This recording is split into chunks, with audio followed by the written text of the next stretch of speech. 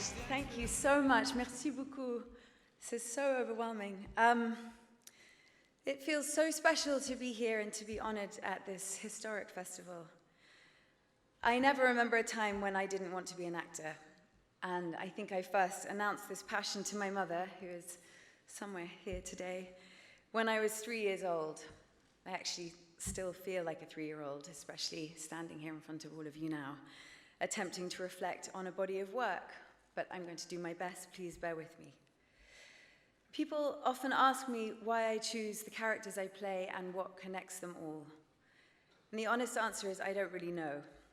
It's such an intuitive process. And looking at the 6 films that will be screened here in Deauville, I feel fortunate that I have had the opportunity to explore such a vast range of women. Something in each of these characters' inner life spoke to me, made me excited to transform for a time, to tell their story. And that's as true of Edie Sedgwick, Andy Warhol's muse, as it is of Taya Kyle, the wife of America's most famous sniper. In each case, I felt something hidden in that person which I wanted to explore, to humanize, to experience for myself and communicate to others.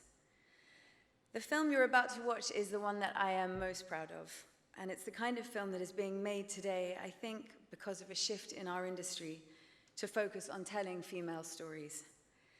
It's also special to me because it's pretty much the first completely leading role that I have ever had, and it felt so important to spend that time playing a woman as she grows and changes and struggles and survives. I've been reading the most recent translation of the Odyssey, the first translation of the poem into English by a woman. I'm blown away by the story and the translation, but I'm also highly aware that as the foundation of storytelling, the Odyssey has set the tone for the kinds of things that we are interested in. Mostly stories about men having experiences, growing, changing, interacting with women, falling in love. If we're really honest, the truth is that women on their own are so rarely explored. What is Penelope thinking while Odysseus is off waging war for 20 years? What does she feel? How has she suffered? What about Calypso or any of the other women he interacts with? Who are they? What do they feel? A film like American Woman forces us to look where we usually wouldn't. Not the story of a great man, but the story of a struggling woman, trying to find her way, often lost, suffering tragedy, hardship, but carrying on. No great successes or epic adventures, just life unfolding slowly, quickly, joyfully, and sadly. We don't look at the margins, which is where women's stories often reside, because we haven't been trained to. But all it takes is a great writer, a great storyteller to make these lives as interesting as they are. And to that end, I want to thank Brad Inglesby and Jake Scott.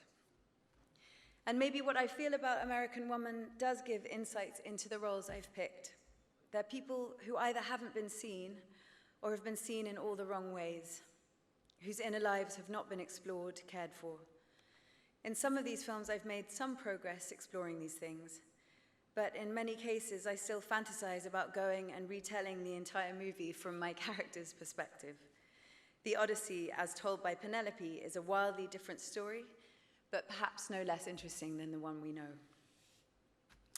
I guess what I'm saying is that we should all be looking where we haven't been trained to look, because the stories we find there can change the way we think about stories in general. But everything takes time, and I feel in many ways like I'm at the beginning of a career with so much more to do.